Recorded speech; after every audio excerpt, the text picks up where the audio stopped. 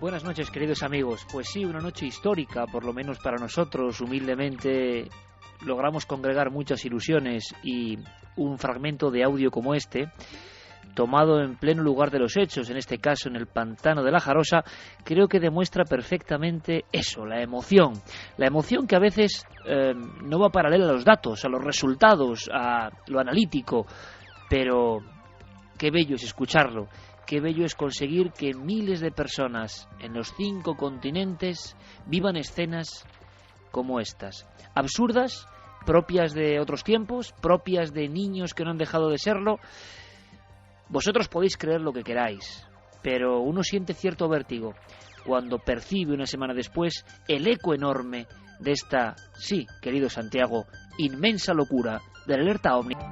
Santiago Vázquez, compañero, momentos inolvidables que tú captabas grabadora en mano y que demuestran lo intenso a nivel psíquico incluso que se vivió en esos puntos concretos, en franjas muy precisas de tiempo y sobre todo esas 4:19 de la madrugada que parece, y lo vamos a ir contando, es el momento clave de la noche, el momento en que hay una serie de casos que parece que no tienen fácil explicación. Santi, buenas noches. Buenas noches, Iker. Y gracias por el documento.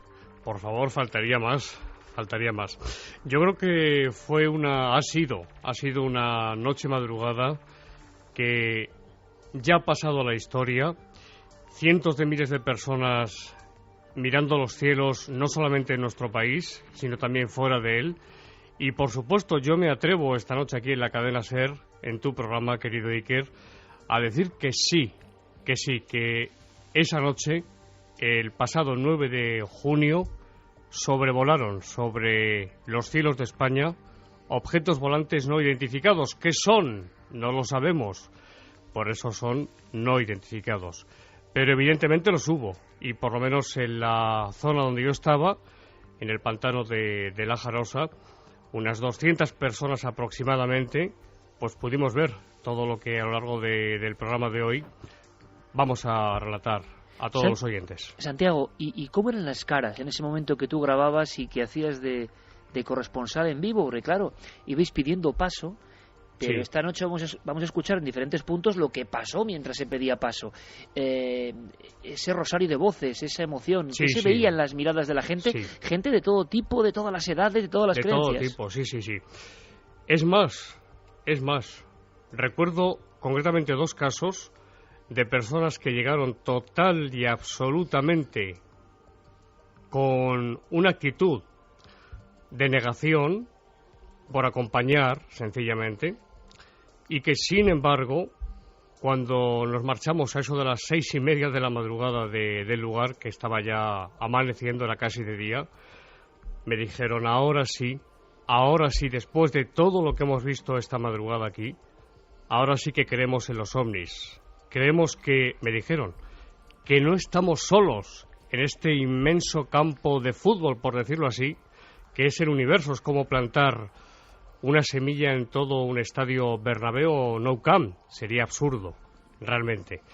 Y es cierto que también había personas de corta edad, de 12, 13, 14 años con sus padres, todo el mundo en la sintonía de la cadena SER escuchando el programa en directo.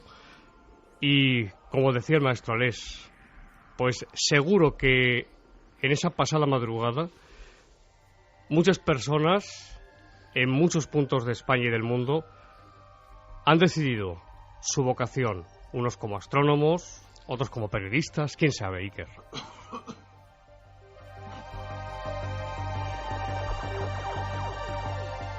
Hubo esa noche momentos muy emocionantes y Guillermo también, además de los documentos de lo que se vio en el cielo, ha recogido, gracias a la labor de Anaís Pascual, de una fotógrafa, algunos instantes muy, muy hermosos de lo que vivimos dentro de la cúpula del milenio. Y lo vais a poder disfrutar rápidamente en ikerjimenez.com. Esta noche es muy importante, amigos, porque después hablaremos de algo que consterna también y algo que tiene que ver con el pasado.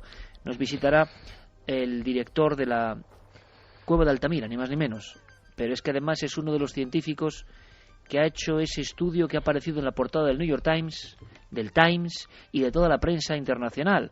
Esa noticia que indica, sería el titular, es una noche de enormes cambios y enormes sensaciones. El titular sería el arte, y por tanto quizá la creencia en lo sobrenatural, la religión, el lenguaje, el simbolismo. El arte nació en España.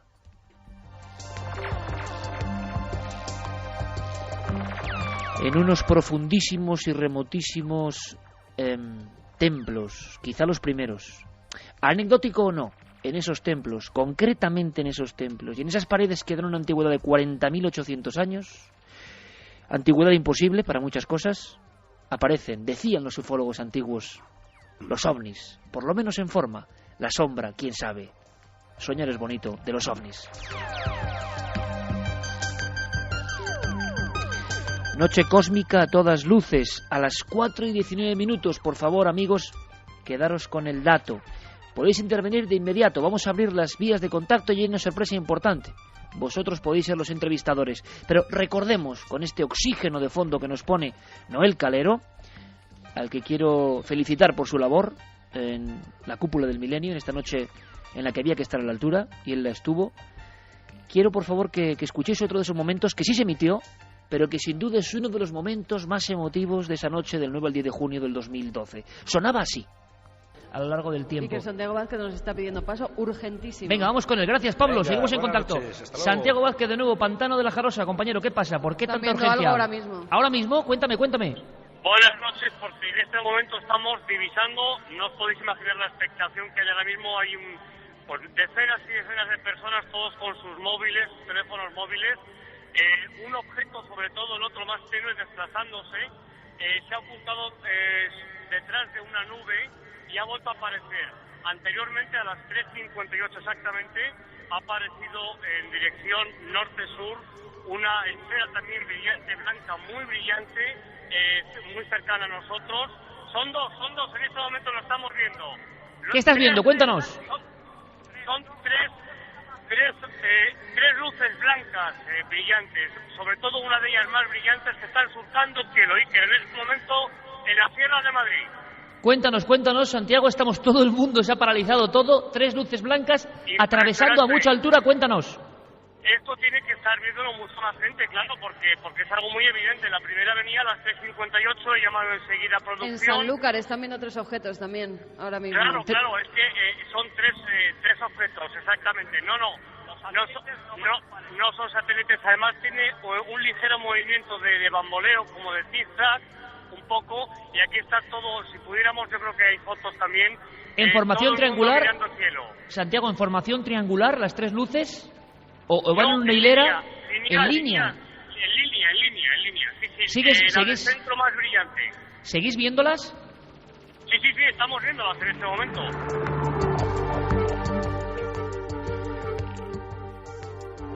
Estamos viéndolas en este momento. Y hay fotografías. Santiago. Sí, hay fotografías.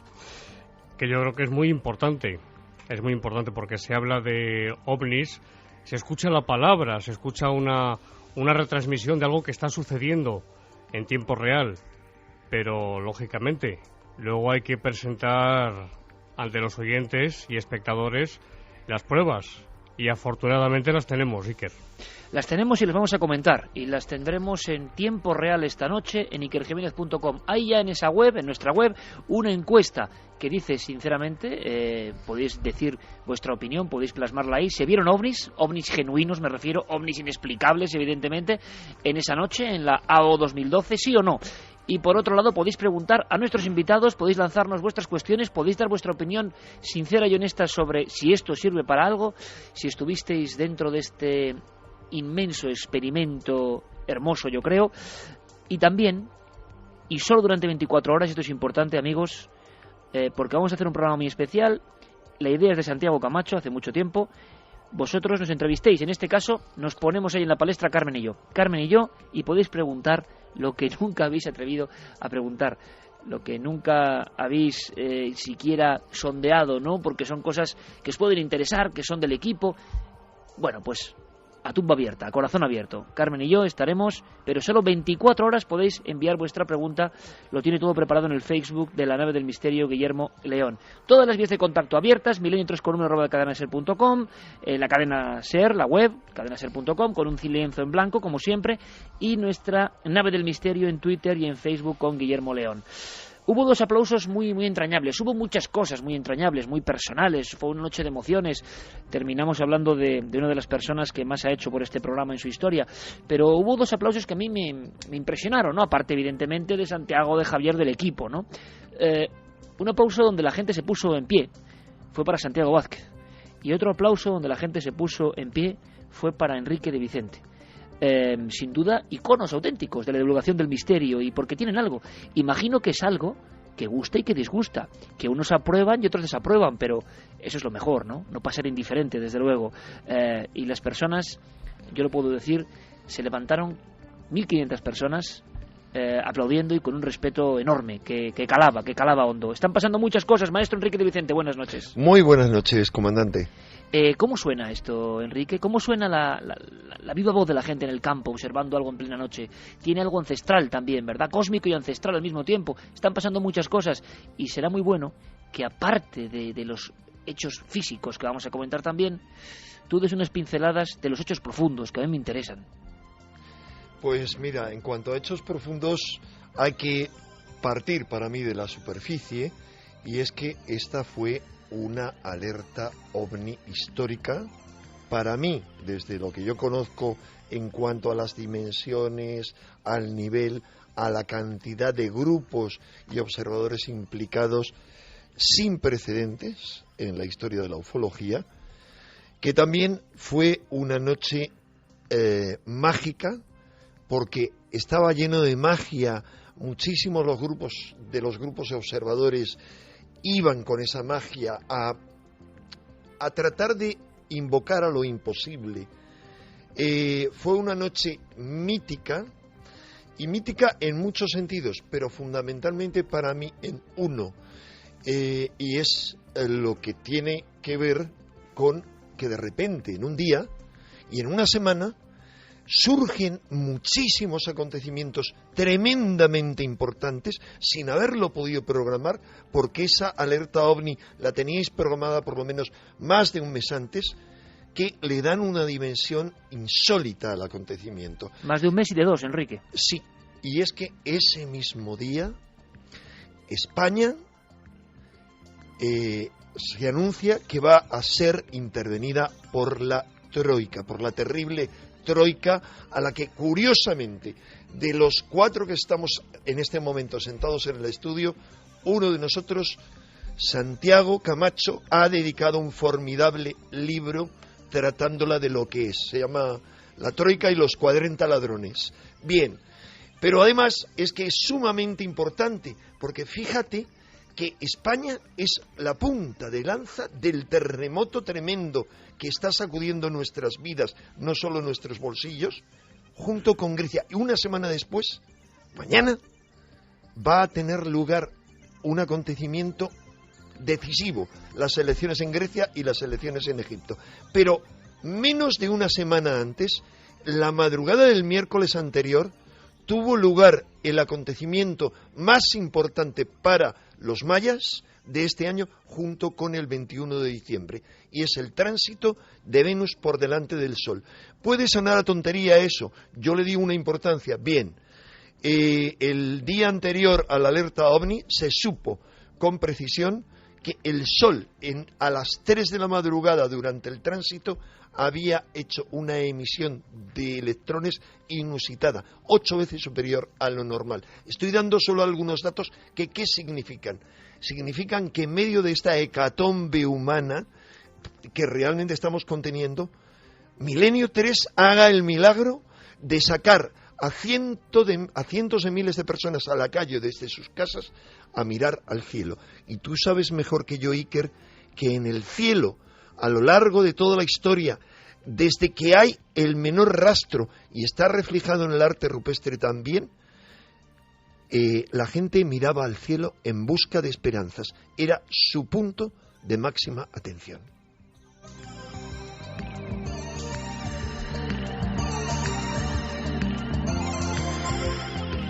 De pronto, Enrique de Vicente, como él sabe, ha hecho un clip entre el cosmos y la caverna.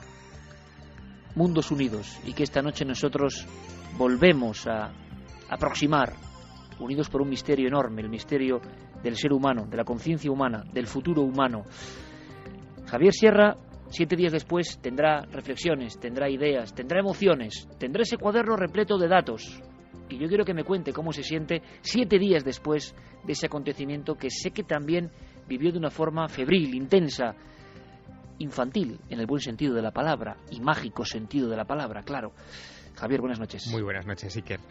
Pues tengo efectivamente el cuaderno a rebosar de notas, no solo de las que tomé durante las horas que duró la alerta OVNI, sino las que he ido tomando a lo largo de la semana, porque ha sido una semana de muchas llamadas telefónicas, de muchos correos electrónicos intercambiados con personas de todo tipo, desde gente que estuvo viendo objetos y luces en otros lugares y que no salieron en la emisión, hasta contactos con personas de la defensa, del Ministerio de Defensa, del INTA, en fin, de organizaciones que saben de satélites y que tienen, en fin, entre sus tareas la vigilancia del espacio aéreo y que han aportado sus impresiones, sus comentarios y que algunas de esas pistas pues las podremos ir dando esta noche acá. Pues claro que sí, Javier, por supuesto.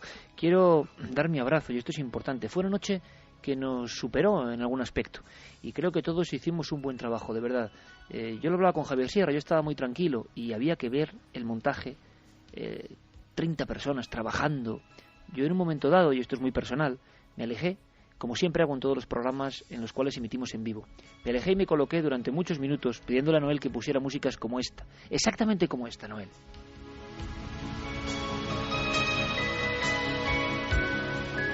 Músicas de Vangelis con las que yo he hilado mi mente infantil unida siempre al misterio, porque me quiero poner en el lugar de ese muchacho, de esa muchacha, de ese hombre mayor, de ese veterano o veterana que se pasan horas de cola para conseguir estar en un programa de Milenio 3. Quiero saber cómo lo van a escuchar ellos, cómo lo van a sentir ellos ahí dentro. Y vi a tanta gente trabajando y entonces me di cuenta del auténtico sueño que se había logrado. Tanta gente con talento, con esfuerzo, uniéndose en Milenio 3 y Cuarto Milenio, y todo el equipo de producción de la SER trabajando para algo que puede parecer increíble, una especie de espejismo para el mundo ordinario y el mundo del pensamiento rígido.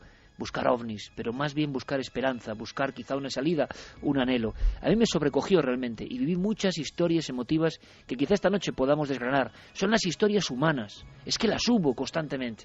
Y yo me quité el sombrero ante Santiago Camacho porque supo ir contándonos, ir aderezando la emoción, los datos concretos, que luego vamos a entrar en ellos profundamente con compañeros corresponsales. Pero quiero decir, a nivel de todo esto, que sé que hubo gente, por ejemplo en La Tejita. En La Tejita, en Canarias, había pues 500 a 700 personas y que prácticamente no entraron en antena, como en otros muchos lugares, en Murcia, en el pantano de la Loteta con Carlos Ollés, en tantos sitios. Yo tenía una máxima: la noticia nos iba a llevar, si no iba a ser imposible. Y hubo mucha gente, muchas personas que estuvieron ahí y fueron tan importantes como el lugar desde donde ocurrieron las noticias, el Atazar o la Jarosa, por ejemplo. Yo quiero darles mi gran abrazo, mi abrazo sincero, porque todos formamos esa red, todos con la misma fuerza, con la misma intensidad. Pero hubo muchas historias humanas y algunas nos llegaron al corazón. Gente que de alguna forma había revivido para vivir la alerta OVNI, nunca mejor dicho. Gente que había estado en el umbral de la muerte, se había recuperado de antiguos accidentes y estaba ahí buscando ovnis. Y para él seguramente los ovnis eran lo de menos, lo demás era la vida reencontrada. Historias de ese cariz, Santiago, ni más ni menos. Buenas noches. Buenas noches, Iker. La verdad es que fue una noche intensa.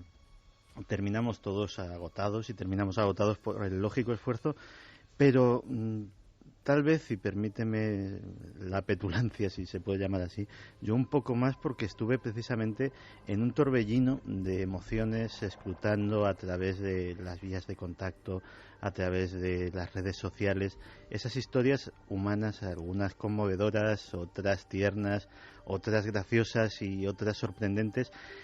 Y siendo consciente que lo somos generalmente, pero a veces lo tienes más delante de tu propia cara, de que esto es un programa de radio y no es un programa de radio. Esto es un vehículo para soñar, pero también es un vehículo para sentir y es un vehículo de emociones. Y sentir durante esas largas horas frenéticas de información, estar yo en ese cordón umbilical con las emociones de nuestros oyentes, para mí fue intenso y de hecho pues creo que alguna vez hasta se te aducía en mi voz. Fíjate que estuvimos hablando de toda la gente que nos estaba escuchando, de toda la gente que estaba pendiente de nosotros, de toda la gente desde todos los puntos de España y muchos puntos del globo, pero hablamos poco, y a raíz de eso me han llegado muchas historias esta semana de la gente que estaba con nosotros, de esas 1.200 personas.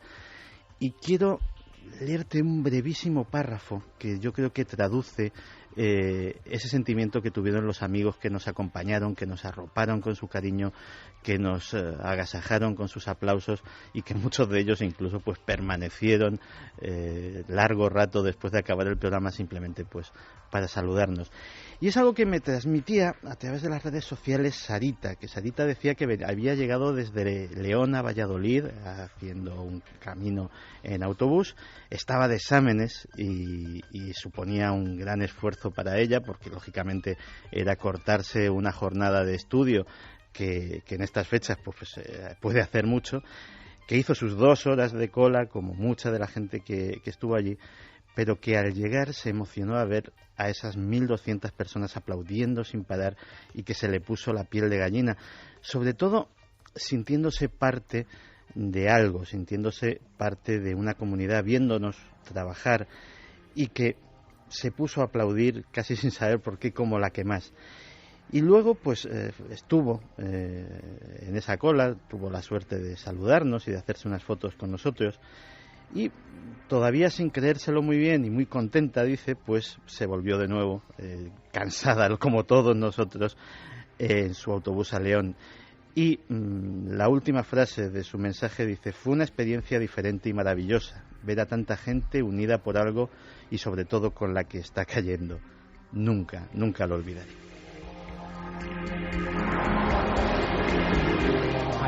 Hay otra historia, Iker, que no se ha contado, pero que tú conoces muy bien y que todos los que estábamos aquella noche en la cúpula del milenio trabajando en el backstage de toda la preparación del programa pudo ver, y es que nos observó durante toda aquella noche con muchísima atención un niño de 5 años. Sí, señor, sí, señor. Pero vamos a contar lo que no se contó, Javier. Sí, pero con los ojos muy abiertos. Sí.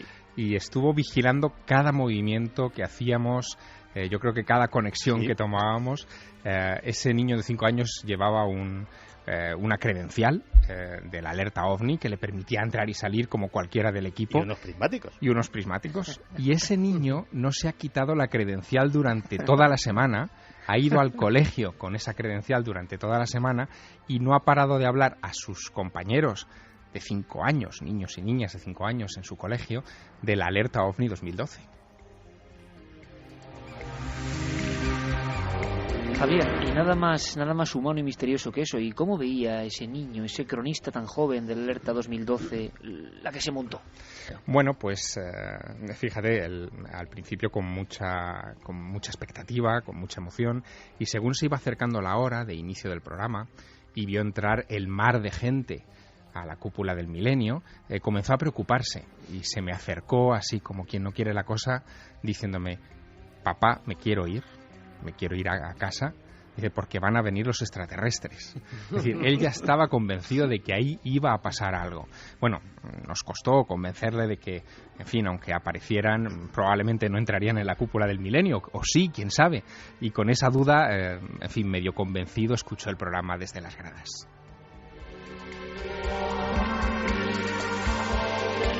Enseguida vamos con todo lo que pasó, claro que sí, con todos los documentos, los datos. Vamos a contactar con varios compañeros que tuvieron la suerte de estar más cerca quizá del misterio, aunque todos formamos parte de él realmente. Y es interesante saber también el enorme eco y los testimonios que han ido llegando después. Y también repasaremos con Javier Pérez Campos ese eco internacional incluso del Alerta OVNI 2012. Era también una de las importantes misiones de esta operación. No quedarnos solo nosotros con este regusto, ¿no?, sino expandirlo por todo el mundo, porque era el momento. Pero ¿qué pasó? Alberto Jiménez, del Observatorio de Borovia, junto con Miguel Gilarte, en Almadén de la Plata, estuvieron vigilando el cielo con un sentido. Ese sentido era poner los puntos sobre las íes, ser la versión de la ciencia, lógico, y ayudarnos a descifrar como detectives del cosmos si nos podíamos equivocar con cosas. Porque claro, amigos, el cielo de ahora ni siquiera es el cielo de los 70. Está surcado por cosas constantes, casi como una autopista, ¿no? Le hemos preguntado a Alberto Jiménez, director del Observatorio del Castillo, que es curioso que tiene el mismo nombre que la Cueva del Castillo, que es noticia esta semana, otro clip curioso, ¿qué es lo que más le llamó la atención? ¿Qué se puede resolver y qué queda en el misterio? Porque puede ser la primera pieza para la investigación. Escuchamos. Bueno, a nivel general mi opinión es que todo lo que vimos en el cielo aquella noche pues es fácilmente interpretable y reconocible. Quiero decir que no se vio ningún objeto realmente extraño. Hubo varios momentos culminantes en la noche donde la gente vio más cosas, más luces en general en el cielo. La verdad es que cualquier noche que miremos al cielo ya veremos que siempre podremos ver objetos y luces a veces difíciles de reconocer. Pero como digo, hubo varios momentos donde se vieron pues más cantidad de ese tipo de luces. Uno de ellos fue pues a las 2:22 aproximadamente de la madrugada, donde corresponde perfectamente con un paso de la Estación Espacial Internacional. Esta misma estación pasó más adelante, hacia las 4 de la madrugada. También ese fue un momento donde mucha gente pues vio esa luz que era blanco-azulada, etcétera. Pero claro, sí que hubo un tercer avistamiento que era difícil de interpretar, que era el que nos remitían así sobre las 4:20, me parece que era 4:22, que pues analizando un poco todos los datos que tenemos no correspondía a ni a la Estación Espacial Internacional ni a ningún satélite artificial, por lo menos aparentemente. Es verdad que a esa hora sí que apareció un satélite en el cielo justo a esa hora, cuyo nombre es Cosmos 2428 puede estar relacionado perfectamente con satélites militares a los que nosotros pues no tenemos acceso ni control. Bueno, nosotros son secretos, desde luego. Por lo que dice el asesor astronómico, uno de ellos, el caso, digamos, más difícil de explicar es ese ovni real, ese ovni que no es ni satélite conocido, ni era la Estación Espacial Internacional, y que aproximadamente a las 4:20 esta luminaria, o estas tres luminarias, diferentes formas, y llega un poco al éxtasis, vamos a llamarlo así, en la zona del Atazar y en la zona de la Jarosa, porque hay mucha gente concentrada en la provincia de Madrid. Indicando que se trataba de un fenómeno que estaba a muy elevada altura sobre nosotros. Lo curioso de la observación de Santiago, y es lo que me ha tenido en jaque durante todos estos días hablando con responsables de defensa, es esa descripción que hizo tan detallada de que se trataba de objetos en formación. Entendamos la formación de la siguiente manera. No se trataba de un objeto delante, detrás otro y detrás otro, sino que eran como si estuvieran en una línea y avanzaran a la vez, al unísono los tres, con una luz en el centro un poquito más brillante que las dos de los extremos. Bueno, la sospecha inmediata es que pudiera tratarse de algún tipo de formación de satélites que podrían verse en ese momento. El problema está en si los satélites artificiales son capaces de volar en formación. Bueno, pues después de muchos contactos y de muchas conversaciones, esta misma tarde, hablando con un responsable de defensa, me comentaba que precisamente eso, es decir, el conseguir que vuelen satélites en formación, es el objetivo primordial al que se enfrentan las agencias espaciales en estos momentos. Es el gran proyecto, digamos, para el futuro inmediato, para pasado mañana, lo que ellos quieren obtener como desarrollo tecnológico, poder poner en formación satélites para rebotar señales o obtener imágenes de máxima resolución de una parte del planeta, pero que es algo que hoy oficialmente, por ejemplo, en el caso de la OTAN, no se ha conseguido. La sospecha que pudiera en estos momentos gravitar sobre la observación de Santiago Vázquez es muy interesante, porque quizá oficialmente el gobierno español o defensa española en este caso, o la OTAN en Europa, no conoce esa tecnología, pero quién sabe si eso que es para mañana o que está previsto para mañana en realidad ya está siendo ensayado, por ejemplo, por una superpotencia como los Estados Unidos o China, y ya lo hayan logrado. Lo llamativo, Iker, es que justo en estos días de la alerta OVNI, desde el día 1 de junio hasta hoy, curiosamente hasta hoy, se han estado llevando a cabo en el Báltico, en el mar Báltico, las operaciones militares conocidas como Baltops. Baltops es un gran dispositivo en el que participan muchos países. Son maniobras militares de altísima precisión, en la que han participado desde Rusia, Estados Unidos, Lituania, Escandinavia, los países escandinavos, España, por supuesto, Francia, Italia, en fin, un conglomerado de muchos países, y quizá se ha podido poner en práctica, aunque eso no lo vamos a saber de manera inmediata, uno de estos dispositivos de vuelos de satélites en formación. Insisto, quizá. Hubo diferentes momentos y diferentes aproximaciones. Ahora entraremos sin duda en ese caso y lo explicarán Santiago y Enrique, y lo que pudieron vivir y lo que para ellos significa todo esto, y la gente que estuvo en esos pantanos de Madrid.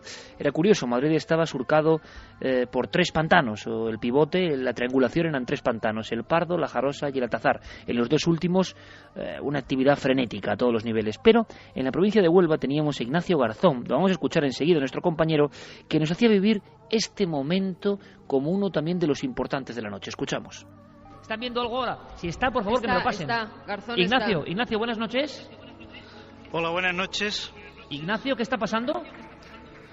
Pues hemos sido testigos de 2 fenómenos extraños. En principio hacia el sur.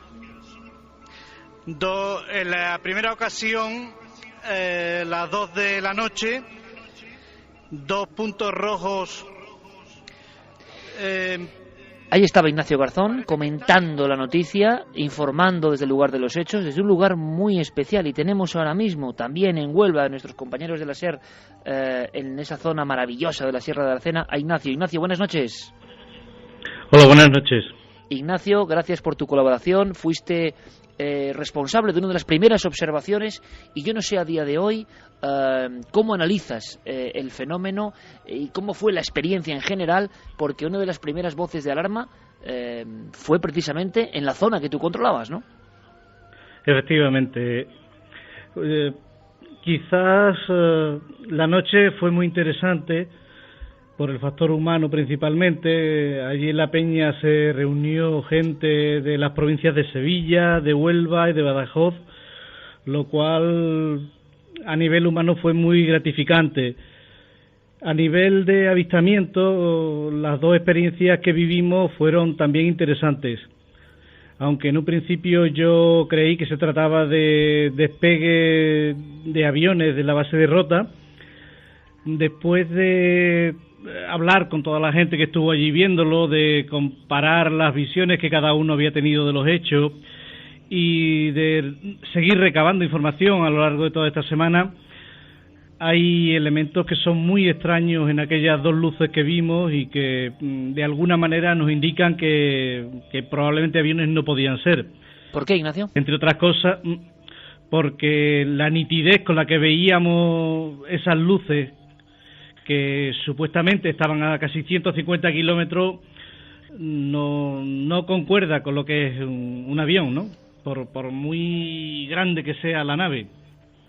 Y el aspecto y la sensación, bueno, yo sé también que eres uno de los serios investigadores españoles, que llevas toda la vida en esto, pero además con una visión, vamos a decir, muy racional. ¿Te sobresaltaste o te impactó o te ha generado esas dudas que a veces hasta olvidamos, ¿no?, en el mundo de la investigación, el encontrarte primero con el fenómeno social vivo del fenómeno OVNI? Hay quien había dicho que el fenómeno estaba muerto prácticamente. Percibir eso es una parte de la alerta OVNI, ¿no? Percibir el eco en la gente y luego el momento de las observaciones. ¿Cómo lo interpretas todo? ¿Cómo reflexionas a raíz de esa visión del 9 al 10 de junio del 2012? Bueno, uno se vuelve a hacer las preguntas de siempre, ¿no? ¿Qué hay detrás del fenómeno? ¿Qué importancia tiene el factor humano? Porque eso de que veamos las luces justo cuando nos reunimos mucha gente para ver el cielo, pues algo significa, ¿no? En cuanto a los dos casos concretos, de momento estamos recopilando información y hasta que no tengamos una idea más clara no podemos hacernos todavía sacar unas conclusiones. Ahí estamos. Enrique, lo de el fenómeno tiene que ver con el ser humano y como ha dicho Ignacio Garzón desde Huelva, cuando aparecen las luces es precisamente en un momento clave. Yo no sé si hablamos de invocación o no, o de qué estamos hablando, no lo sé, o que se genera, no sé si un egregor, es que no sé cómo llamarlo, pero se ha hablado mucho de esto. La comunidad humana, con un pensamiento puesto en una dirección, tiene que ver, el observador tiene que ver con lo observado. Hombre, el observador para mí claramente tiene que ver siempre con lo observado y a cierto nivel la física cuántica también, pero claro, no estamos hablando de física cuántica. Así que empecemos de entrada con mi respuesta a tu pregunta. No tengo ni idea. Es decir, hay que reconocer, o yo al menos reconozco, después de que llevo desde pequeñito, 50 años cumplo ahora, apasionado por este enigma, que no tengo ninguna certeza. Otra cosa es que yo tengo una radical convicción, por un lado, de que algunos de los que llamamos ovnis, o bastantes de los que llamamos ovnis, son manifestaciones de inteligencias que nos sobrepasan y que para mí son ultraterrestres, es decir, más allá de la Tierra. No me preguntes si ultradimensionales, no tengo ni idea. Esa es una convicción. Dos, sí creo que hay una interrelación en muchas ocasiones entre el pensamiento humano y los ovnis.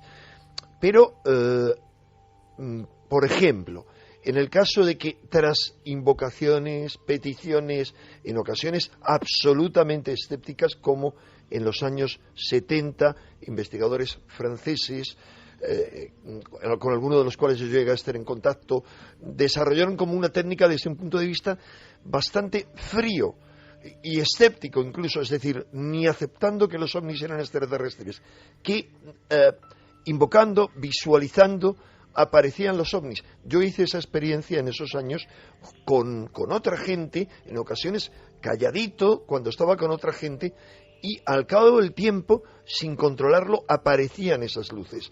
Ahora, eso no demuestra nada, pero hay algo para mí mucho más interesante en el caso de esta noche. Al menos en el caso de lo que yo viví, y de lo que vivimos no todos los que estábamos allá en el Atazar, sino quienes estábamos fuera del núcleo mayor, y algunos que estaban en coches también lo vieron, quienes estábamos abajo, más cerca del pantano. Y es 3 luces, como las que vio Santiago, con un telescopio de los pocos, la mayoría estaban guardados por temor a que el polvo los estropeara, porque había en total allí 9 telescopios.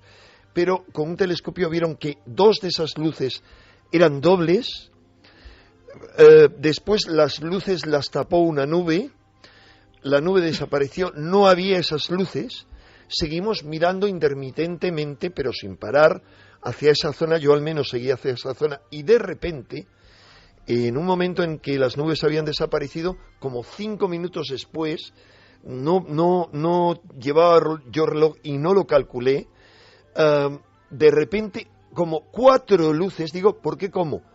Una serie de luces que yo solo pude seguir a 2 para prestar atención de qué hacían, salían disparadas en un punto central.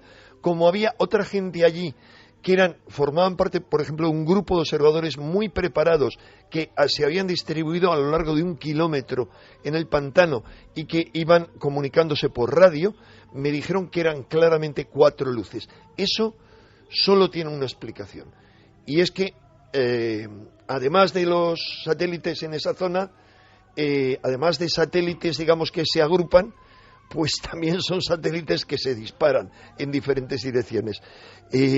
Hombre, eso es como si trataran de darnos un espectáculo, y la verdad es que sí, aquí aprovecho para decirte algo, si es que tuviera cierto la hipótesis que pulula por internet, Blue Beam, y es que con proyectos con intenciones de manipulación se está preparando una manifestación de apariencia extraterrestre, pero que es terrestre, hubieran tenido esa noche como la mejor ocasión, quizá como prólogo a los Juegos Olímpicos, que luego podríamos hablar de ello, pero sinceramente lo habrían hecho a la 1:30, 2 de la madrugada, cuando todo el mundo estaba atento. Ahora comentaremos eso, Enrique, esa versión también casi más conspiranoica de la noche del 9 al 10 de junio. Cierto es que las primeras horas transcurrieron bastante tranquilas, dice mucho, porque nadie informó alocadamente, y sin embargo en la franja, sobre todo hacia las 4 de la madrugada, las cosas se precipitaron, y por la zona, al parecer, de Huelva, Cáceres, Córdoba y luego Madrid, suceden la mayoría de los incidentes. El norte prácticamente no reporta casos y tampoco Levante, y había muchos vigilantes del cielo. Esta noche podéis escribirnos. Ignacio, por cierto, la sensación de que podrían ser satélites, quizás, esa es la pregunta, o descartáis esa opción ahora mismo. Tú pensabas en vuelos, en artefactos humanos. Sí, yo principalmente creo que podrían ser despegue de aviones. Satélites, por supuesto que no. Satélites, por supuesto que no. ¿Cómo fue la reacción de la gente, Ignacio, en el momento de las observaciones, en el aspecto humano? Sorpresa principalmente y mucha atención a ver qué ocurría con esas luces. Muy interesante. ¿Se reactiva la emoción en el investigador con una experiencia de este tipo? Por supuesto que sí. Se reafirma uno en su voluntad de investigar. Créeme que me alegra escucharlo, Ignacio. Un fortísimo abrazo, compañero. Gracias. Un abrazo. Quizá resulta que haya también una clave para reactivar a muchos investigadores que no voy a decir que habían perdido la fe, ¿no? Pero sí es cierto que por determinados motivos muchos ufólogos españoles habían ido tornando hacia el escepticismo. Esto también es curioso y digno de reflexión. Y a veces volver al terreno, volver a estar con la gente, volver a mirar el cielo, produce estos efectos bien curiosos. Vamos a escuchar ese momento de Enrique de Vicente, documento 6, Noel, compañero, ese momento que nos contaba Enrique y que es paralelo prácticamente al del pantano de la Jarosa. En la noche de la alerta OVNI 2012 sonaba exactamente así. Enrique de Vicente, pantano del Altazar. Enrique, buenas noches. Enrique, pantano... ¿Qué ha ocurrido? Sí. ¿Algo parecido? Iker. Cuéntame. Iker, buenas noches. Hace muy poco, podría decir como 5 minutos, yo me he tenido que separar porque primero, la aglomeración era tan tremenda en lo alto del pantano que algunos hemos bajado hacia una zona inferior. Yo estoy ahora aparte de todos los grupos y lo que hemos visto son 3 luces entre las nubes. Primeramente yo veía solamente unas, pero varias personas han detectado los 3, las he podido ver, y lo que es muy extraño es que en la misma zona después hemos visto varias luces que se dispersaban desde un centro, 2 con toda claridad, y el grupo que estamos aquí abajo, estoy bajando hacia ellos, es un grupo reducido, pero ha habido bastante gente que lo ha visto. Lamentablemente aquí solo nos mantenemos en contacto con radio, pero no tenían ningún equipo de detección de satélites como hay en otras zonas. Otro de esos momentos importantes, Santiago, Enrique, ¿creéis que visteis sin lugar a dudas el mismo fenómeno? Yo creo que sí. Yo creo que muy posiblemente, Iker, creo que sí. Pero tú pudisteis fotografiarlo, y lo digo porque en este momento concreto, sí. Santi, sí. En este momento concreto, en ikerjiménez.com, Guillermo ya ha dispuesto los álbumes fotográficos de la alerta OVNI 2012, y creo que merece mucho la pena en las páginas de Facebook, siempre en Nave del Misterio, que es nuestra página oficial, a través de ikerjiménez.com, podéis ver fotos de lo que pasó dentro de la cúpula del milenio, y fotos, por ejemplo, como las obtenidas por el grupo de Santiago Vázquez, que podíamos comentarlo. Es que parece que hay un reflejo captado por las cámaras. Sí. Es que Iker, hubo 3 avistamientos en formación. Y si te parece bien, lo resumo rápidamente. Por supuesto. A las 3 de la madrugada y 58 minutos, a unos 60 grados sobre el horizonte y en dirección oeste, aparece una formación de 3 luces que se desplazan en vertical. La luz inferior, al ser ampliada, resulta sumamente extraña, ya que se pueden ver claramente como 2 espirales nebulosas de color azulado. Esta es una de las fotografías de las que disponemos. Pero es que a las 4:19, en primer lugar, aparecen 3 luces en vertical de las que hemos hablado, que se ocultan, como bien decía Enrique de Vicente en este documento sonoro, se ocultan tras unas nubes para no volver a aparecer, y después de eso viene la formación triangular de 3 luces. Es decir, que hubo 3 avistamientos, por lo menos desde la Jarosa, avistamientos en formación, con varios objetos o varias luces, en definitiva. Enrique, una similitud clara, un mismo objeto quizá. Estáis viendo, estoy seguro, en el estudio, Santi, Javier, Javier Pérez Campos, Carlos, hoy tenemos a muchísima gente. Estamos viendo las fotografías.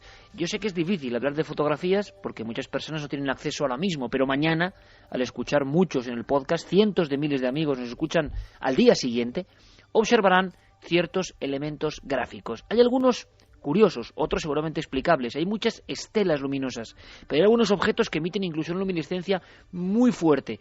Yo no sé, Santiago, si puedes hacernos una foto sonora de la fotografía, sobre todo de esa principal, que es tremenda porque es un objeto luminiscente muy fuerte, muy poderoso, sí, y que aparece en una de las imágenes, que sería un poco una de las fotos más fuertes de la noche. Sí, ¿te refieres al que tiene forma del clásico platillo volante? Sí, sí. Bien, esto ocurrió a las 4 de la madrugada y 50 minutos. Aparece casi en el oeste, a unos 50-60 grados sobre el horizonte. Se trata de una formación luminosísima de un brillantísimo blanco con un halo a su alrededor con forma del clásico ovni o platillo volante. Encima aparece otro disco de color muy azulado, pero mucho más pequeño. Pero, Iker, aquí viene el gran misterio. En ese momento, cuando se hizo la fotografía, no vimos esa formación, ese platillo volante. Apareció en la foto. En ese momento lo que se estaba fotografiando era el disco azulado, que aparece, como he dicho, por encima del clásico platillo volante, luminosísimo, con una luz muy poderosa, muy brillante, muy blanca y con un halo a su alrededor.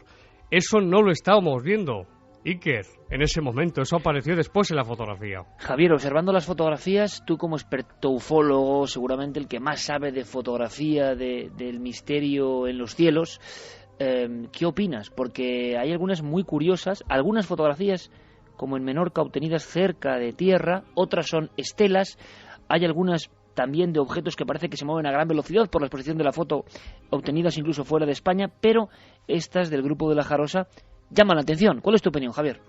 Bueno, yo en principio tengo una actitud muy prudente porque evidentemente estamos hablando de fotografías sobre luces que se amplían mucho. Por lo tanto, al ampliar también se deforman mucho y pueden estar dándonos una impresión equivocada. Yo soy prudente, la verdad. También una cosa que ha dicho Santiago que me parece muy interesante, y es que ellos ven una cosa pero fotografían otra. Cierto. Es un clásico, ¿no? Sí, es un clásico, pero fíjate, en este caso yo creo que tenemos que atender también a las circunstancias. Estamos hablando de un grupo de gente congregada. La manera de tomar esas fotografías no es precisamente con calma, sino que uno dispara con los nervios y, en fin, de la manera que puede, y por lo tanto no está en las condiciones ideales de obtener una imagen.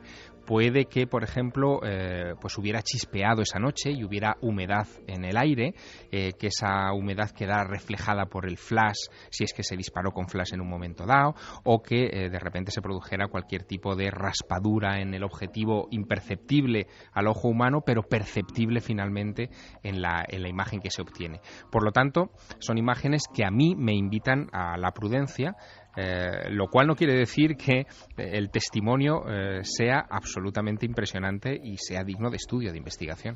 Ocurre una cosa interesante también, y ahora profundizaremos incluso en esa parte oculta que puede haber o experimental dentro de esta alerta OVNI que sacaba a la luz Enrique de Vicente y que seguro que motiva muchas cuestiones, muchas preguntas. Carlos, compañero, de momento volvemos a repetir vías de contacto porque me imagino que habrá muchas cuestiones pendientes y luego las iremos desarrollando. Abrimos la conexión y sobre todo recordamos, hay problemas incluso por el colapso que se produce de visitas en tiempo real ahora mismo en ikerjimenez.com para ver esas fotografías, documentos gráficos que ya están disponibles, ¿verdad? Pues sí, que precisamente es una de las cosas que queríamos comentar, que la página web ahora mismo está colapsada, pero ya está nuestro compañero Guillermo León trabajando en ello, raudo de veloz, en unos pocos minutos. Es bonito que se colapse y feo a la vez, ¿no? Desde luego. Pero bueno, dentro de muy pocos minutos podrán ver todos nuestros oyentes esas fotos que mencionabais. Y vamos a recordar esas vías de contacto, como decía, es milenio3con@cadenaser.com, nuestro correo electrónico, las frases de los oyentes en cadenaser.com y por supuesto las redes sociales, Nave del Misterio en Facebook, en Twitter y en Google+.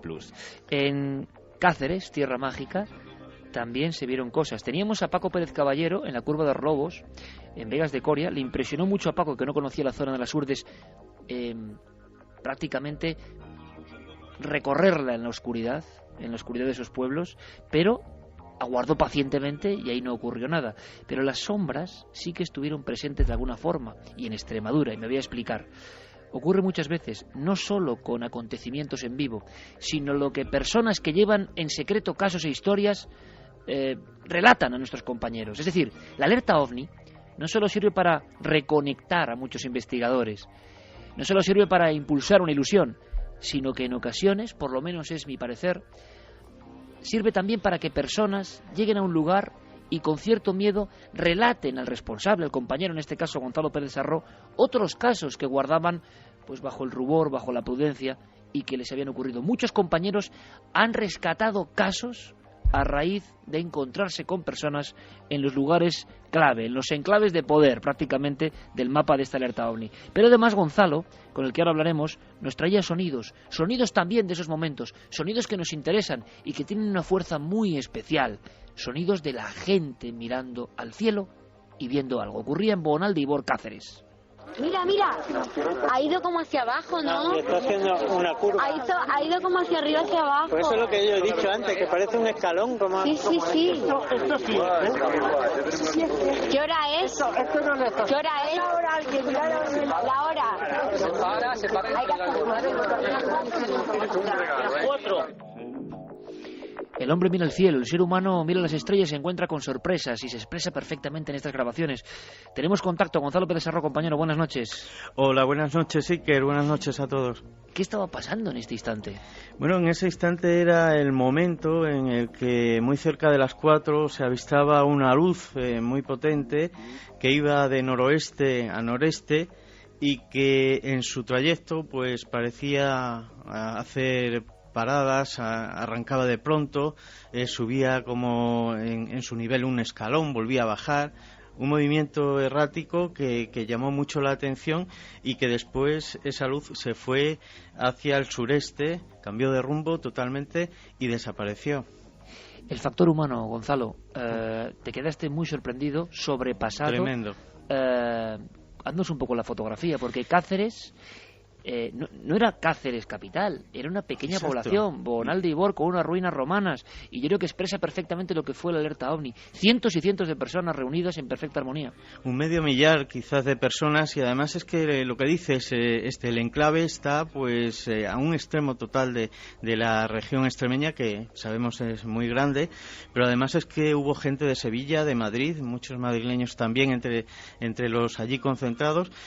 Y lo que decías antes, gente muy tímida, alguna de ellas, que incluso esperó a que acabara la alerta, mucho después de las 5 de la madrugada, se acercaba tímidamente para retirarme del grupo y contarme cosas que les habían pasado, que no pretendían nada, porque si no, si lo hubieran hecho al principio de la alerta o yo qué sé, antes de comenzarla incluso. Sin embargo, no se querían ir de allí sin contar aquella experiencia que hasta desde niño en algunos casos habían tenido y que tenían guardada, y bueno, emoción, incluso lágrimas en algunas de las personas. Qué bueno, es decir, personas que desde niño en la tierra extremeña se habían encontrado con algo, incluso hablamos de encuentros cercanos, encuentros que dirían los expertos del tercer tipo, encuentros no solo con luminarias, sino con algo en el suelo o con una forma humanoide, y que llevaban el secreto durante décadas y esperaron a la noche del mes de junio, el día 9, para contártelo.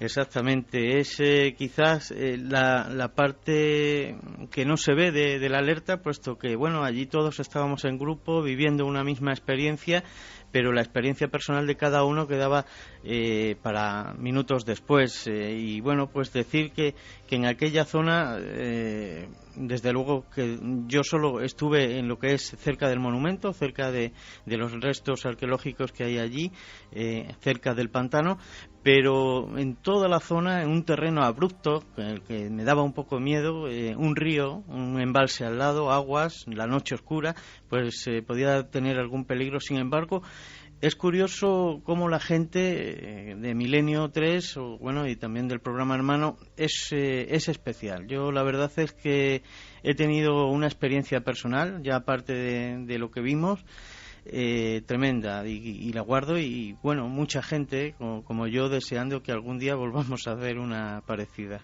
Las personas que te contaban esos casos tan secretos, sí, hablaban de sombras. Sí, ahora que tenemos casos tan recientes, incluso aquí en Extremadura, y del que ya has hablado, pues me contaban de seres oscuros con vestidura talar, como tantas veces hemos descrito, en una ocasión en una carretera, pero dentro de la misma familia. Estoy hablando de un sobrino y su tía, en dos distintas experiencias, cerca, en la zona de los Ibores, cerca de donde estuvimos, y el otro caso dentro de la misma hacienda, en un corral, donde esta persona vio un ser altísimo, vestido de negro, con sotana, una especie de ensotanado, y que además una coincidencia tremenda que ya te he comentado, que es muy parecida al caso de Saucedilla en el caso de María del Mar Mariscal.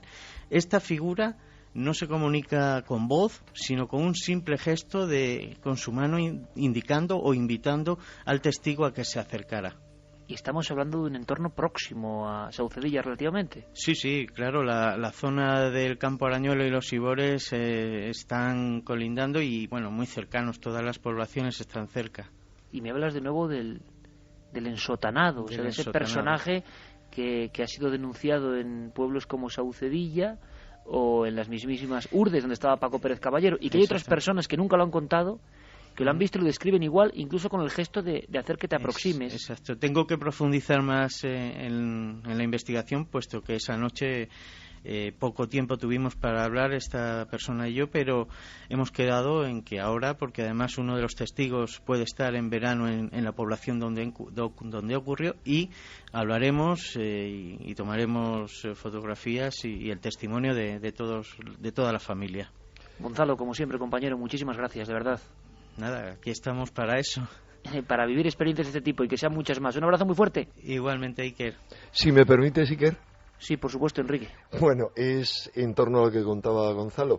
Por un lado, yo tuve oportunidad allí en la parte baja del Atazar de hablar con toda una serie de muchachos, dos grupos diferentes básicamente, que son de la zona y que me han contado que iban a observar al pantano, etcétera. Entonces, no en la zona donde estamos nosotros, que es en la zona del Berrueco, sino al extremo más norte, que hay otro pueblo importante.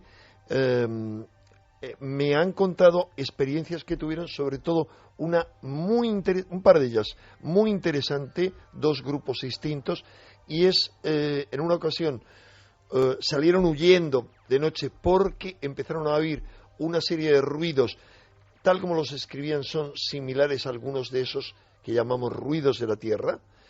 Y en otra ocasión también hubo la visión, no de alguno de los que estaba allí, sino de otro que ellos conocían, de un enlutado, de una de esas figuras negras.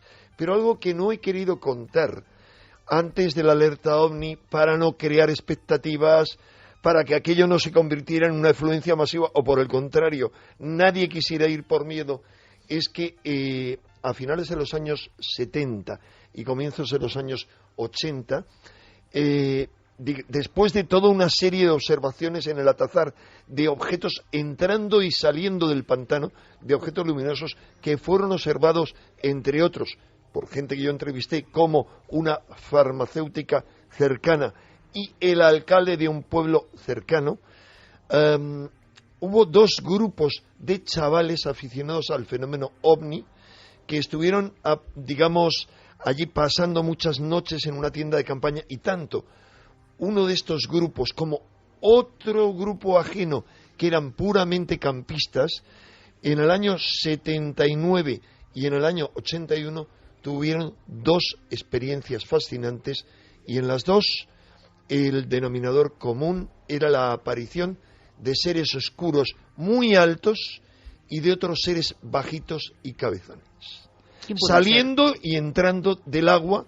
Del agua, además con unas plataformas, fundamentalmente una de ellas triangular, y lo que no hemos contado, pero vimos a algunos de los que estuvimos ahí abajo, no podemos decir que fuera nada extraño porque estaba demasiado lejos, y es que al otro extremo del pantano, a mano derecha del embarcadero, había una luminosidad, a veces verde, a veces blanca, que parecía submarina. Cuidado, podría deberse a cualquier cosa. Hubo gente que dijo, hay un ovni en el agua. No era un ovni porque teníamos aparatos de visión muy potentes. Eso en la noche de la alerta ovni. Sí, pero eso era una barca con una luz, punto.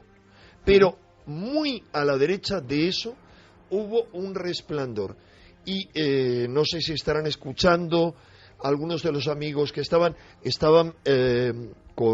conmigo, un médico de Asturias que lamentablemente ahora está en un congreso en Ginebra hoy, pero que a lo mejor, si lo está oyendo por internet, no lo creo, comentará algo en la nave del misterio, y su novio, que también es otro profesional de la salud de Asturias, y el novio fue el que lo vio claramente conmigo, además de otra gente. Iker, si me permites, me gustaría decir muy brevemente, me ha llamado muy poderosamente la atención, Enrique, lo que acabas de decir, porque tampoco lo había comentado yo.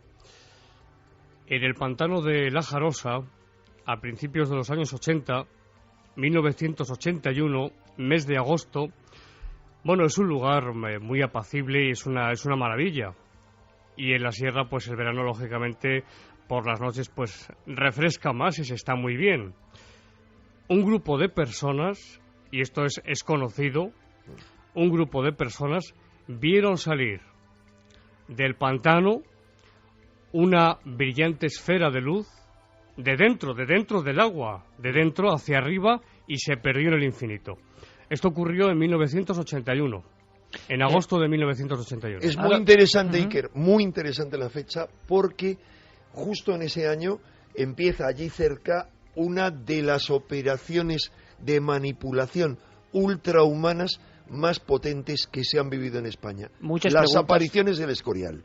Caray. Y los videntes, la vidente de las apariciones del Escorial describe en uno de sus primeros escritos, que Javier asiente porque lo reconoce, lo comenta entre otros Salvador Freixedo en el libro que escribe sobre apariciones marianas, observan efectivamente un ovni en el pantano, claramente, al igual que al principio todos los comentarios que ella hace pues tienen más que ver con algo extraterrestre que con algo que podamos relacionar con la Virgen María en el concepto que nosotros tenemos. Todo un poco unido, ¿no? Todo en el año 81. Como fenómeno de disparo de otros acontecimientos que se interpretan según la capa social, ¿no? Sí, pero Iker, es tan fascinante todo lo que ocurrió en el año 81 en muchos aspectos que es imposible comentarlo, pero te diré que por un lado es el año en el que concluye la gran oleada de ovnis que había en España y en otros países. Sí, a partir de ahí se cierra en seco Javier casi, asiente, toda la casuística. Sí, pero a nivel político,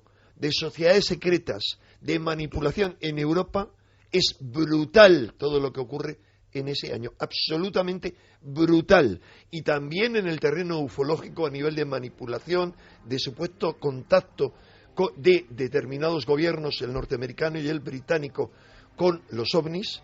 Tú conoces, Javier, muy bien el caso de Rendlesham. O sea, hay multitud de cosas. Es tremendamente importante. Hay un antes y un después. Así que ocurra eso en ese año en La Jarosa, donde va a tener lugar, que es, vamos a ver, Iker, si en España hay 2 puntos, 2 vórtices importantes, uno muy desconocido y otro muy conocido, es en el Escorial. Tú lo sabes muy bien, Iker, porque has escrito una novela maravillosa, precisamente acerca del Escorial, de lo que ocurre ahí con Felipe II, etcétera, etcétera, Camposanto. Y ese es un núcleo muy importante con otro cercano, unido a otro cercano, desde la antigüedad, que es el de el Valle de los Caídos. Sabes muy bien, Iker, que tanto el Escorial como el Valle de los Caídos, desde la más remota antigüedad para los pobladores del centro de la península ibérica, eran dos lugares dedicados al culto a los muertos.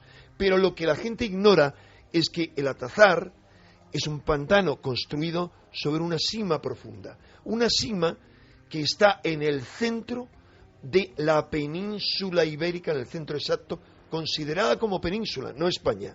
Si trazamos un círculo o un cuadrado en torno a la península ibérica, vamos a ver que el Atazar cae sobre, digamos, un diámetro pequeño en ese centro. Es decir, son dos lugares potentes. Es muy interesante. Potentes. Sí, sí. Y es curioso porque las personas, y esto lo leí en un artículo ya antiguo de Juan García Tienza, sabiéndolo sin saber, se fueron distribuyendo, eligiendo lugares que luego resulta que evidentemente habían sido lugares de culto antiguo, y luego hablaremos de eso. Muchas preguntas, Enrique, sobre lo que has dicho antes de ese extraño proyecto que puede estar detrás, o que está surgiendo, se está hablando. Ahora lo comentaremos. Y también os preguntaré a Santiago y a Enrique si es lo más extraño que habéis visto nunca, o lo que más os ha impresionado, o lo que más os ha marcado a nivel ufológico. Pero permitidme que salude rápidamente a Alejandro López Andrada. Él estaba en las minas del Soldado de Córdoba. Él es un escritor de prestigio, un poeta, y no es fácil que escritores de prestigio, que viven en ese mundo a veces también un poco onírico, ufológico, ¿no?, desciendan al mundo del misterio. Pero Alejandro es así. Alejandro hizo de corresponsal.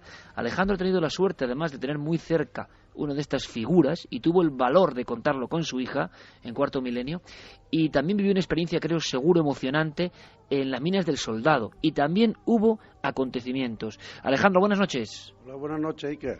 Alejandro, como siempre, gracias, un corresponsal de lujo, y yo te agradezco, y todo el equipo de Milenio 3, todo el esfuerzo, en un lugar muy peculiar, en un lugar muy potente, y en un lugar donde habían pasado cosas, y también en la noche mágica de la alerta OVNI, visteis cosas. Bueno, la verdad que las minas del Soldado ya de por sí es un lugar mágico, un lugar cargado de un magnetismo poético, de un misterio indescifrable, y curiosamente en esa noche ocurrieron cosas imposibles de describir y de contar. Pero yo diría maravillosas. Maravillosas, ¿con qué te quedas? ¿Qué fotografía o qué poesía nos haces de lo que se vio? Porque parece que Córdoba fue un epicentro, y conectamos contigo en diferentes ocasiones, porque esas cosas que se veían en la zona de Huelva también se estaban viendo en Córdoba y en Cádiz al sur, y luego en Madrid. ¿Con qué poesía sonora te quedas de todo esto? ¿Qué nos podrías transmitir, Alejandro? Bueno, aparte de que aquello estuvo muy bien ambientado, hubo más de 200 personas. Yo recordaba en torno a la estación, me quedaría con las estampas de muchísimos coches, la gente allí sacó su hamaca, gente con sus prismáticos, con toda la gente con sus teléfonos móviles, mirando el cielo, ¿no? Y de pronto me quedé con dos imágenes, la de un chico joven que se acercó, yo estaba en el andén, sentado cerca de la estación, de la vieja estación del Soldado, y bueno, dice, mira, que estoy viendo algo por la zona del noroeste. Y bueno, toda la gente vio perfectamente una esfera naranja desplazándose desde el noroeste al noreste de una manera muy lenta, la vio perfectamente, el cielo era nítido, totalmente claro y limpio, y sobre el horizonte no muy alta cruzó entre los eucaliptos una silueta, una luz naranja que la vimos fantásticamente bien durante unos minutos de una manera muy lenta. Yo creo que aquí en ese momento conectamos con vosotros. Y luego vimos pasar también la estación espacial, esto ya lo aclaró Javier Sierra, y ya después de las 4 fue maravilloso, ¿no? Ver luces zigzagueando sobre nuestra cabeza, que curiosamente fue un grupo de chicos jóvenes de Córdoba y de Hinojosa del Duque también, del sitio en el que estamos ahora, y bueno, me llamaron fascinado, y empezó toda la gente a mirar para arriba, y vimos luces zigzagueando sobre nuestras cabezas. Pero eso ocurrió a partir de las 4, sí, Alejandro, las 4 y que 20, es el momento sí, cumbre que viven Enrique y Santiago en los pantanos de Madrid. Lo vivís también en la mina del Soldado de Córdoba. Los demás casos, bueno, están ahí, son curiosos, pero de repente como que ¡pum!, todo se desencadena hacia las 4 y 19 minutos. Además era una cosa magnífica, ¿no? Porque es que veía, en primer lugar vimos una luz zigzagueando, se detenía, arrancaba de nuevo hacia zigzag, incluso parecía irse hacia atrás de nuevo. Y paralelamente a eso surgió otra luz blanca, otro punto luminoso que iba un poquito más rápido incluso que el anterior, y esto lo vimos decenas de personas y estábamos todos fascinados, ¿no? No sé, no se puede explicar la fascinación de compartir ese momento entre tanta gente joven, personas mayores, bueno, mujeres, niños, bueno, fue fantástico. Enrique, Santiago, que parece que es otra fotografía desde otro ángulo, desde otra posición de España, de lo mismo a la misma hora que estáis viéndolo vosotros, y además descrita por este escritor Alejandro López Andrada, y haciendo un poco eco de esa humanidad viendo todo eso. Da la impresión, yo no lo sé, pero la gente vivió una especie de carrusel, no sé, de demostración, de espectáculo. Yo creo que sí. En ese intervalo de tiempo aproximadamente de una hora fue, querido Iker, muy especial. Primero por el número de avistamientos en aproximadamente esa hora, y también por la diversidad del observado. En nuestro caso, por ejemplo, pues la formación vertical de las 3 luces, también la formación triangular de también 3 luces, una potente luz. Esto no lo he contado, lo voy a contar en 2 líneas, porque tengo aquí un breve resumen. A eso de las 4:58 de la madrugada, estaba terminando Milenio 3, el programa esa noche, aparece una potente luz muy grande, cuando digo muy grande es así, muy blanca, radiante, que se enciende, va aumentando de tamaño y después de unos segundos se colapsa y se apaga por completo. En dirección sur, eran las 4:58 de la madrugada. Las personas que estaban allí, que eran muchísimas, estuvieron aplaudiendo durante el avistamiento de esta potentísima luz. Estuvieron muchos de ellos, pero muchísimos, aplaudiendo mientras se veía esa luz en el cielo. Es una escena tremenda, Iker, realmente. Vaya escena, compañeros. Javier, Santi, Enrique, ¿qué opináis? Mira, Iker, ¿fueron ovnis realmente? Ovnis, y no nos referimos, no es que no se identifican, no, ovnis como elementos misteriosos. ¿Qué opináis personalmente? Mira, lo que yo te quería decir es que para mí lo más interesante que ocurrió durante esa noche no fue tanto, en lo personal sí, esas luces que se dispersaban, además de las luces en formación, sino, como ya te había comentado yo en privado, que digamos en la zona básicamente de Córdoba y en la zona de Huelva, se produjeron esa noche, se observaron esa noche esferas, cosas escritas como esferas, que no se describieron con frecuencia en absoluto en otras zonas de España. En concreto, en la zona de las Minas del Soldado, hubo uno de los observadores que acompañaban a Alejandro López Andrada, creo que recordar que se llamaba José Manuel, que informaba un chaval joven. Sí, del avistamiento de una pequeña esfera de tono anaranjado. ¿Es así, Alejandro? Sí, esfera. Totalmente fue. Pequeña una pequeña esfera, pero que iba de una manera transcurriendo muy lenta sobre el cielo y sobre el horizonte, y lo estuvimos viendo bastantes minutos cruzar detrás de los eucaliptos. Hay un bosque de eucaliptos en las minas. Sí. Y bueno, fue fantástico. Eso lo vimos muchas decenas de personas. Y no tenía nada que ver con la Estación Espacial Internacional que visteis después. No, hay que dejarlo claro. Fue antes. Además era mucho mayor la esfera, transcurría de una manera lenta y casi a ras del horizonte. ¿Qué hora podría ser, Alejandro? ¿Qué hora podría ser? Las 2:10 o algo así. Bien, una hora más tarde exactamente, sobre las 3:15, en Cabra, provincia de Córdoba, Juan Manuel Barranco contempla 2 flashes, leo textualmente lo que él ha explicado, 2 flashes luminosos seguidos por una esfera azul que se desplaza, en este caso, a gran velocidad de norte a este. Y este mismo testigo, una hora después, 8 flashes con un objeto que se mueve a gran velocidad y en la misma dirección. Es decir, 4:15 aproximadamente.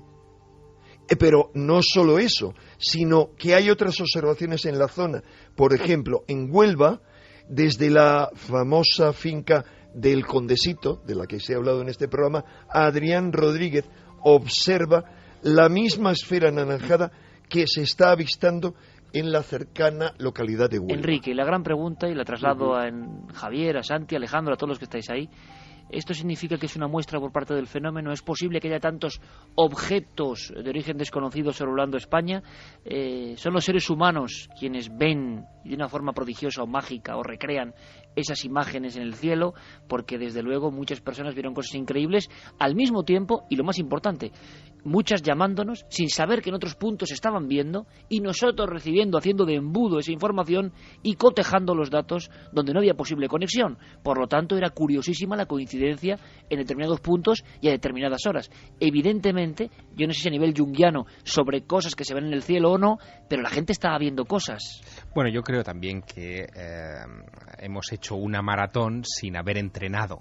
Es decir, nos hemos puesto a mirar el cielo una noche cualquiera, como decía Antonio José Alés, la del 9 al 10 de junio, sin haber entrenado, sin haber pasado muchas otras noches antes sabiendo lo que pasa o no pasa por nuestros cielos. Desde mi punto de vista, y yo tengo una relación, creo que a lo largo de las horas del programa la semana pasada he contabilizado unos 23-25 momentos ovni, digamos, que no son pocos.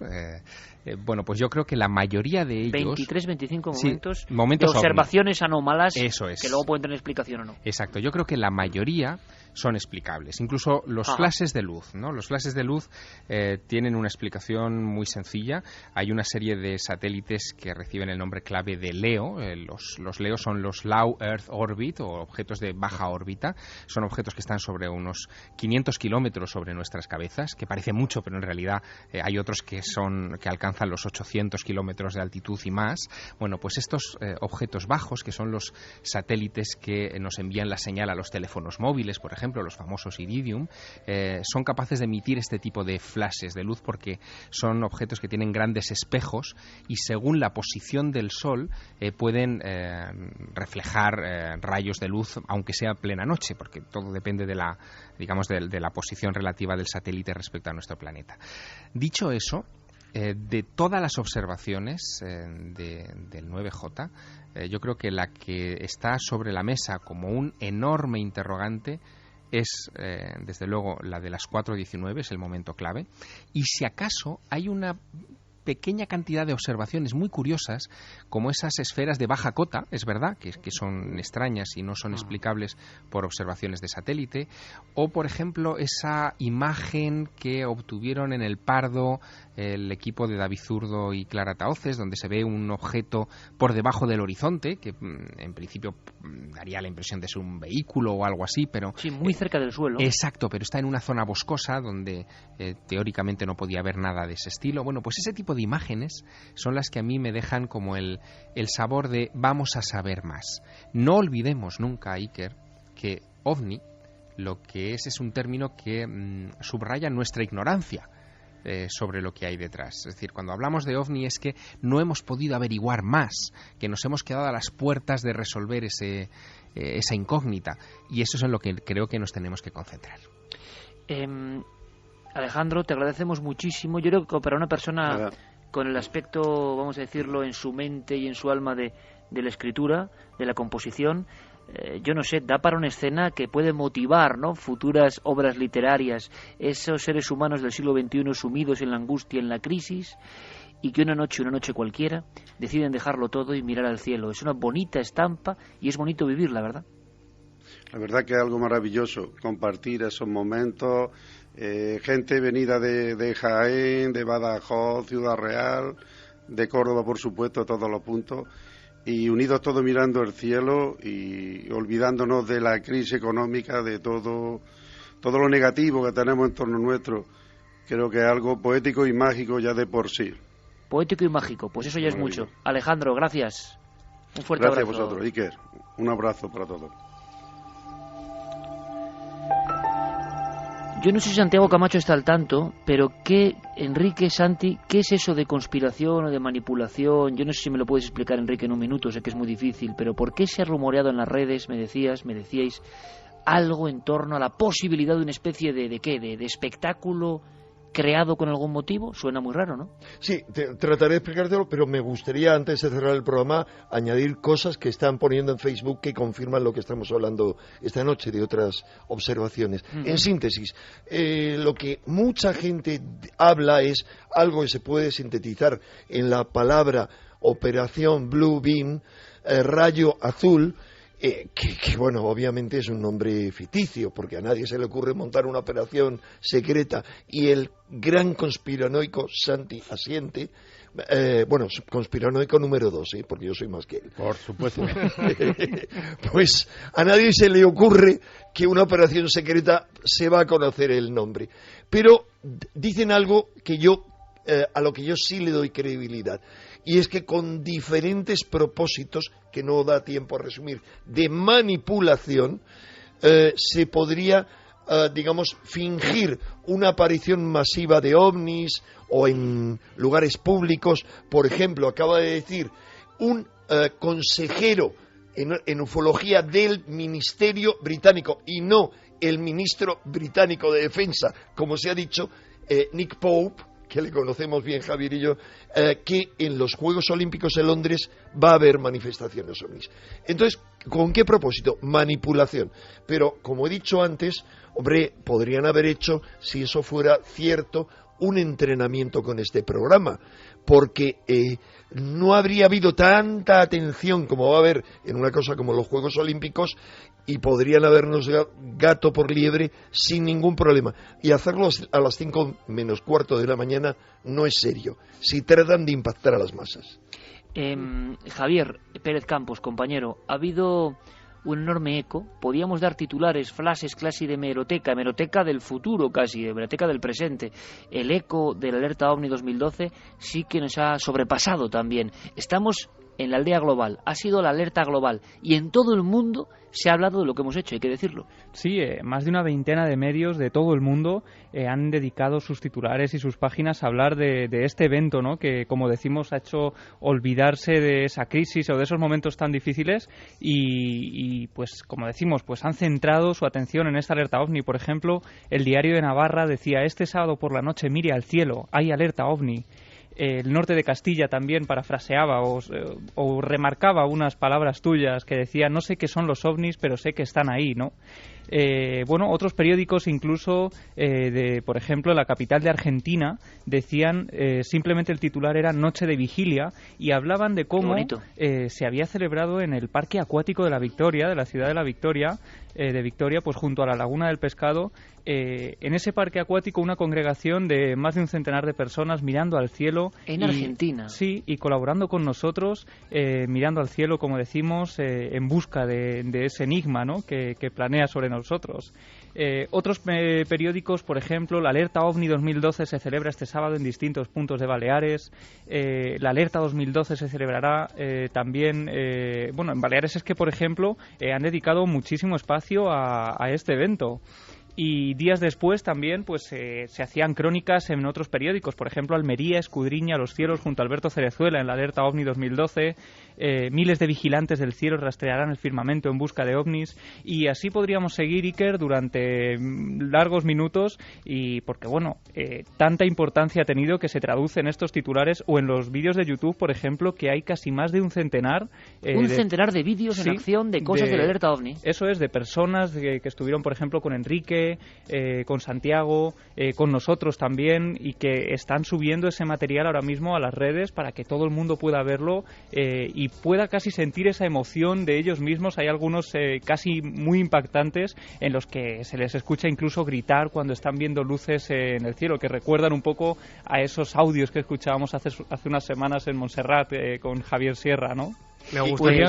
Iker, añado, al menos que yo tengo controlados 3 programas de televisión de gran difusión se han encargado o se van a encargar de la alerta OVNI. Uno de ellos, sabes, que fue Gente, que por la tarde, creo que era Gente, emitió un reportaje, y otros dos, el otro no puedo comentarlo, pero el otro sí diré, porque vinieron con nosotros, que es el programa No Todo Música, que creo que también es de televisión. Nosotros, como siempre, Enrique, citamos a quienes nos acompañan y trabajan.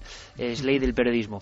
De verdad que ha sido un auténtico placer. Estamos recibiendo información en tiempo real, Enrique, como tú decías, de muchos mensajes, mucha gente que está corroborando lo que vosotros visteis. Así que eso lo vamos a comentar a la vuelta con Carlos Largo.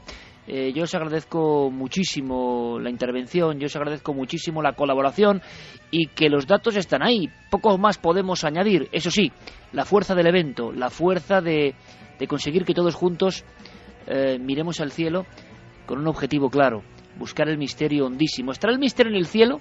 ¿Estará el misterio bajo tierra? Bajo tierra vamos ahora con el director de Altamira, ni más ni menos. Pero de verdad que ha sido un auténtico placer. Le pido a Carlos Largo y a Santiago Camacho que se queden unos minutos más. Al resto, queridos amigos, gracias. Gracias de todo corazón. A vosotros. Y hasta la próxima aventura. Buenas noches. Buenas noches. Gracias, amigos. Un abrazo a todos.